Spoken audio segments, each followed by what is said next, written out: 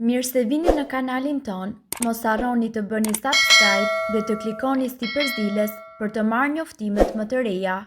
Faleminderit! Nëse pini ujë me hudhër për 7 ditë, nuk do ta besoni çfarë ndodh trupit tuaj. Studimet laboratorike kanë treguar se hudhra është një nga ushqimet më të shëndetshme për njeriun. Sipas studimeve më të fundit, hudhra vret bakteret, ul lipidet e gjakut dhe potencialisht ul presionin e gjakut. Disa studime kanë treguar gjithashtu se hudhra mund të stimulojë sistemin imunitar për të ngadalësuar rritjen e sëmundjeve të këqija. Për 7 ditë ju duhet që të pini ujë me hudhër dhe këtë duhet që ta bëni të paktën një herë në muaj. Do të ngeleni pa fjalë nga rezultati që do të keni.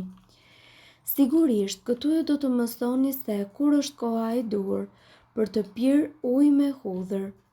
Kur trupi duhet të pastrohet nga toksinat dhe në shenjat e para të një ftohje. Përbërësit që juve do t'ju duhen janë 8 thelpi hudhër dhe 1 litër ujë. Përgatitja: qëro hudhrat dhe përgjysmoni çdo thelpi. Shpëlajini thelpinë e hudhrës në ujë dhe pastaj vendoseni në një kavanoz. Derdhni 1 litër ujë dhe mbylleni kavanozin.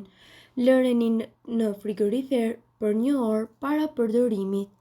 Si ta përdorni? Përzieni 1/4 filxhan ujë me hudhër në një gotë ujë të thjeshtë. Dita e parë, pini çdo orë e gjysmë gjatë kësaj dite. Dita e dytë, pini ujë të hudhrës çdo 2 orë ose të paktën 3 herë në ditë. Në vijim, pini ujë me hudhër disa herë në ditë. Në ditën e 4, siguroni që të bëni një dozë të re për t'i përdorur për 3 ditët e ardhshme. Gjithmonë mbaj ujë me hudhër në frigorifer. Ne themi se hudhra është antibiotiku më i fuqishëm natyror, por çfarë do të thotë kjo? Hudhra përmban alicin, e cila çlirohet kur konsumohet.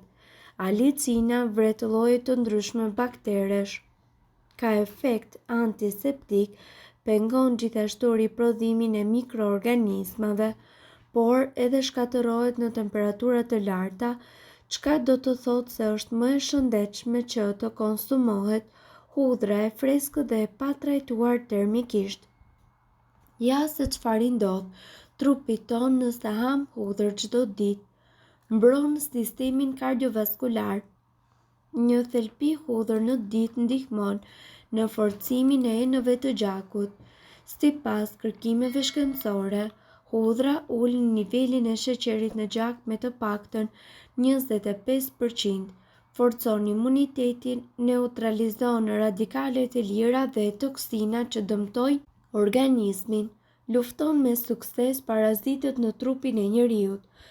Gjithashtu stimulon prodhimin e lëngut gastrik, rregullon funksionimin e pankreasit dhe gjithashtu e përmirëson oreksin. Mundet që të ngadalësojë edhe procesin e depozitimit të kriprave, rikthen kërcin dhe indet e kyçeve dhe shërben si një parandalim i osteoporozës. Është jashtëzakonisht i pasur me antioksidant, flavonoide, vitamina të grupit B dhe acide të cilat janë në gjendje që të rigjenerojnë lëkurën tuaj dhe t'i japin asaj elasticitet, të luftojnë shfaqjen e akneve dhe njëkohësisht të rrudhave.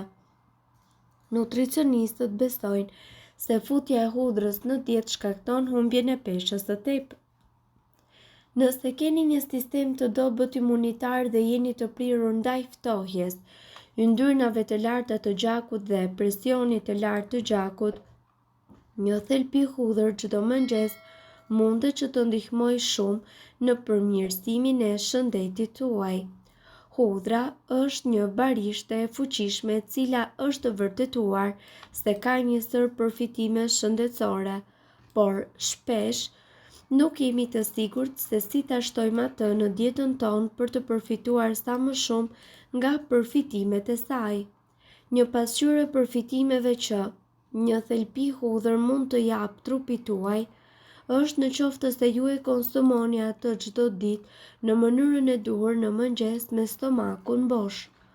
Hudhra i përket familjes Allium, ku përfshihet edhe qepa, pra është një perime bulboze e cila përdoret në të gjithë botën si shtesë në ushqime për t'i dhënë shije dhe është ndoshta suplementi më i përdorur në botë.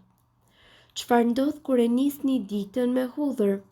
Hudhra ka një shije të mprehtë dhe mund të jetë një detyrë e vështirë për ta ngrënë atë në mëngjes. Megjithatë, duke parë përfitimet të cilat vijnë prej saj, nuk është keq që ju të përpiqeni ta vini në praktikë këtë zakon.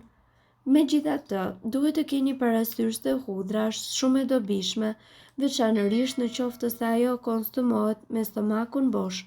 Për ata me imunitet të dobët, ajo e forcon rezistencën e trupit ndaj viruseve të cilat shkaktojnë shpeshherë koll dhe ftohje. Ngrënia e saj me stomakun bosh mundet që të mbështesë shëndetin e zorrëve dhe gjithashtu të lehtësoj edhe dhimbjet e stomakut dhe problemet me kapslokun. Në përgjithësi, ajo kontribon në rezistencën më të madhe të organizmit. Këto janë përfitimet kryesore të hudhrës. Një antioksidant i fuqishëm. Hudhra është plot me veti antioksiduese, kështu që ajo ndihmon në trajtimin e inflamacionit në trup. Hudhra përmban antioksidant natyral kundër oksidimit të qelizave, redukton proceset e lipideve dhe oksidimin e lipoproteinave me densitet të ullët, ose ajo ka gjithashtu një efekt pozitiv në nivelin e kolesterolit të keq në trup. Kjo është arsyeja pse njerëzit të cilët vuajnë nga infeksionet e fytit, të ftohtit dhe sëmundjet e tjera të shkaktuara nga inflamacionet në trup, u rekomandohet pikërisht përdorimi i hudhrës në shëndet. Ndihmon në luftimin e kolesterolit të lartë. Në qoftë se ju vuani nga kolesteroli i lartë, hudhra është një zgjidhje shumë e mirë. Shtojeni atë çdo ditë në dietën tuaj dhe rezultatet do të jenë shumë të mira.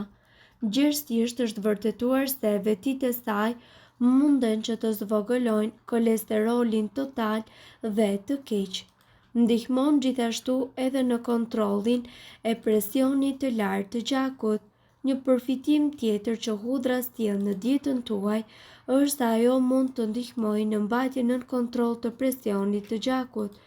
Në një studim, ekstrakti i hudhrës u tregua po aq efektiv sa ilaçet të cilat përdoreshin për të trajtuar tensionin e lartë të gjakut. Dhe gjithashtu, sipas ekspertëve, ajo ndihmon edhe në parandalimin e ftohjes. Nga ana tjetër, hudhra është një ilaç tepër i shkëlqyer për ftohje dhe për kollën. Dihet se ajo forcon funksionin e sistemit imunitar, i cili e përmirëson gjithashtu luftën e trupit kundër komplikimeve të shkaktuara nga ftohja. Gjithashtu, hudhra vret edhe një numër të madh të baktereve të ndryshme, ka veti antiinflamatore dhe ul presionin e gjakut, pengon pllakjen e dy arterieve periferike të mëdha, vepron si një antikoagulant duke penguar mpiksen e rrezikshme të gjakut dhe duke reduktuar rrezikun e një sulmi në zemër ose goditje në tru. Shërben si një antibiotik natyral në rast ftohjeje. Zvogëlon sintezën e trigliceridëve në mëlçi, të cilat gjithashtu ndihmojnë në parandalimin e zhvillimit hepatiteve. Mirë po duhet të dini, informacionet në këtë video kanë për qëllim të plotësojnë dhe të mos zëvendësojnë këshillat e mjekut tuaj dhe nuk kanë për qëllim të mbulojnë të gjitha përdorimet e mundshme, masat paraprake, ndërveprimet ose efektet negative. Informacionet në këtë video mund të mos i përshtaten rrethanave tuaja shëndetësore, prandaj para përdorimit konsultohuni me mjekun tuaj.